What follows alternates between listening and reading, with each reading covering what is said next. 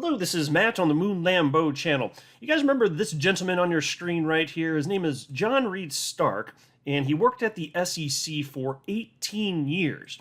I covered this piece that he wrote on LinkedIn. I guess it would have been, I think, back in January. It was after the judge determined that all of the emails surrounding the Ethereum, Hinman's Ethereum free pass speech and the drafts of the Ethereum free pass speech, they had to hand that over. That ruling first came down in January, and somehow this guy twisted that into some sort of win for the SEC, which is completely ridiculous. And I already broke this thing down, so I don't want to go through the whole thing, other than to say that, because look, part of the reason that he's claiming that this was a win for the SEC, despite the fact that Ripple's supposed to get all of these emails and drafts of the speech, is because it's just personal opinion, so it's not going to do any good anyway.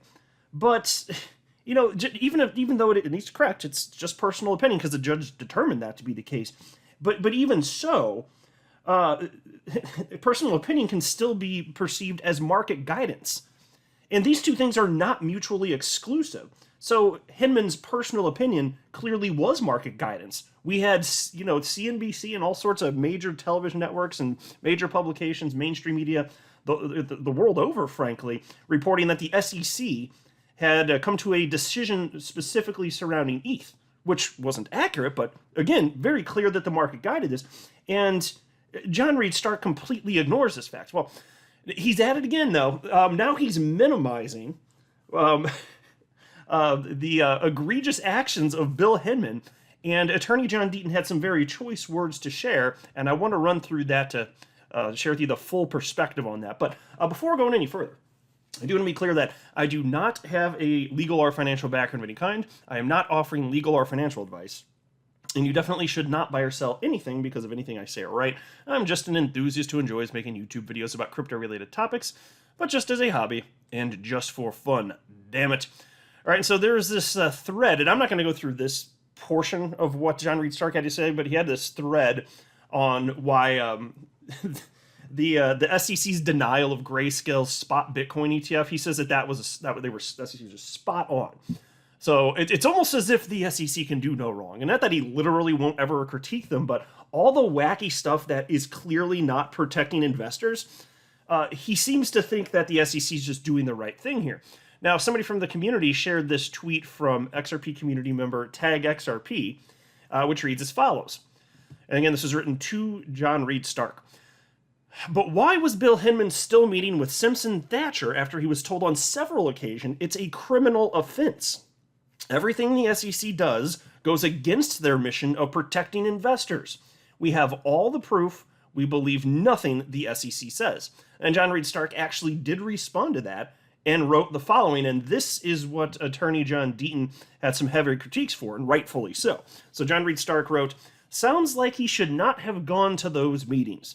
Some SEC lawyers are way too cozy with their old law firms, especially those who leave their firm for the SEC and then return. It's nauseating. But most SEC staffers are hardworking, 100% independent, and not for sale."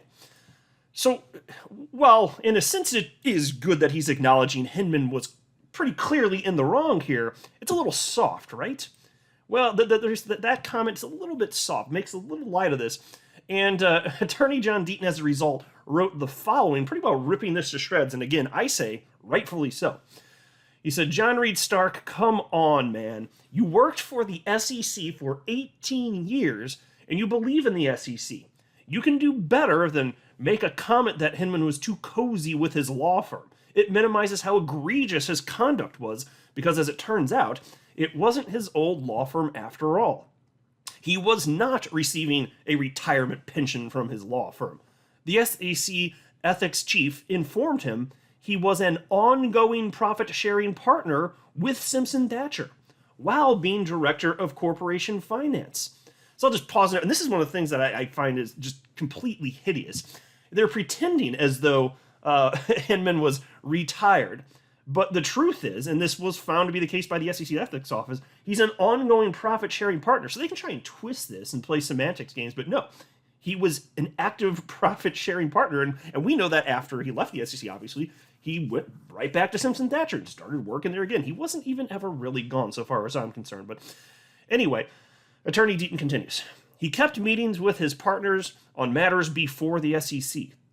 He was told to stop. Hinman was told by the SEC ethics chief that he was criminally barred from having contact with his current partners at Simpson Thatcher while at the SEC. Yet, he ignored this stern warning and met with them 3 more times after being told it violated the law. Now, Simpson Thatcher paid him $15 million while he was at the SEC. Simpson Thatcher is a member of the Enterprise Ethereum Alliance, which promotes exclusively enterprise adoption of the Ethereum blockchain. Hinman met with the Ethereum co-founders and investors 4 to 6 times within 6 months leading up to his speech declaring ETH not a security. Those ETH investors were represented by Lowell Ness from Perkins Coie law firm. Perkins Coie is also a member of the Enterprise Ethereum Alliance. Yeah, see how this works, folks? Perkins Coie lawyer Lowell Ness sent Hinman a memo and proposed safe harbor. That safe harbor requested a digital asset be given a regulatory free pass from being declared a security. You want to take one guess which token was the only token mentioned in the safe harbor? That's right, ETH. I guess members take that exclusive promotion of the Ethereum blockchain pretty literal. After Hinman declared ETH a non-security, take another wild guess where he was made a partner. That's right, with those same investors who lobbied for the free pass. In other words, this isn't the typical revolving door at the SEC issue, and there certainly isn't some he was just too cozy with his former partners. By the way, we have seen all the SEC addresses and divisions that got a copy of the draft speech before Hinman gave it. Want to take another guess at which division or department didn't receive an advance copy? Right again, the SEC Ethics Office didn't get a copy of the speech declaring ETH not a security before he gave it. You and I both know that even the most basic conflict screening would have discovered these massive conflicts of interest and gross appearances of impropriety, and they would have informed Hinman that he could not give the speech himself. If you truly believe in the honor of those great SEC employees, and you believe in the integrity of the agency itself, as a former SEC chief, you should support an Inspector General investigation. You certainly wouldn't be trivializing the conduct as too much coziness. Yeah. So, folks, I'm so glad that Attorney Deaton did that. I don't like people making light of this stuff. This is very serious stuff, and it's impacting. It's impacting like the net worth of humans. And John Reed Stark is well aware of this. In fact, I got a couple more comments from him. So John Reed Stark did respond to Attorney Deaton, that thread, and he wrote the following. Sorry, but I've criticized the SEC many times, including in the Wall Street Journal. But I believe the SEC team is doing the right thing, re crypto. Your followers will crucify me, and I get that and can't blame them because my position threatens their financial livelihood. Yeah, okay, so certainly it's impacting financial livelihood, but you're also destroying the adoption of an entirely new asset class, and you will be found to be on the wrong side of history, John Reed Stark.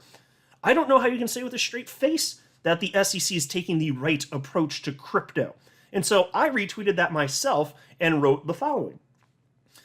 Excuse you, SEC doing the right thing?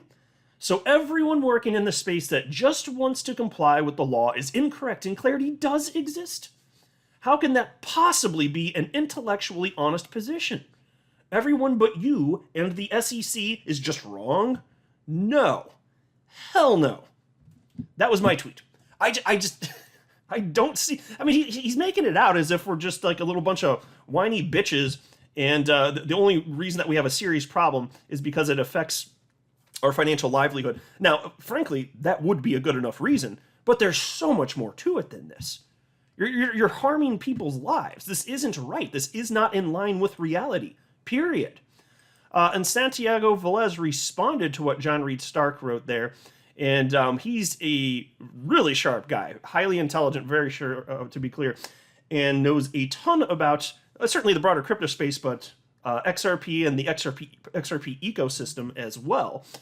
And he wrote the following to John Reed Stark. He said, barring legislative clarity, the approach the SEC has taken, regulation via enforcement, does a disservice to both good and bad actors alike, lowers confidence in government to solve problems, and without clarity. Picking winners and losers is an affront to democracy and the rule of law. Hear, hear. And so that's why to have John Reed Stark minimize this as if it's just a bunch of whiny people not happy because it's hurting our investment. No, there's so much more to it than that. The SEC has absolutely eroded confidence in the general public with these behaviors and these acts. You know, I didn't have a particularly low opinion of the SEC before all of this. You know, it's obviously, you know, well, I'm not going to surprise you. Probably true of most of us. We weren't following what was happening with the SEC in a general sense. We didn't have exposure to the type of horrible behaviors that they engage in. But very clear to see now, right? And not that I was happy before the lawsuit with the lack of clarity, because I still thought there wasn't lack of clarity. But my gosh, talk about eroding confidence.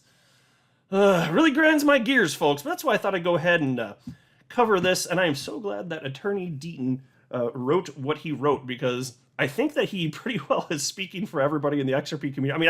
I mean, I would hazard a guess that the vast majority of us feel exactly like Attorney Deaton. But I'll go ahead and wrap up here. I'm not a financial advisor. You should not buy or sell anything because of anything I say or write. That would be a very, very, very bad idea. Until next time, to the moon, Lambo.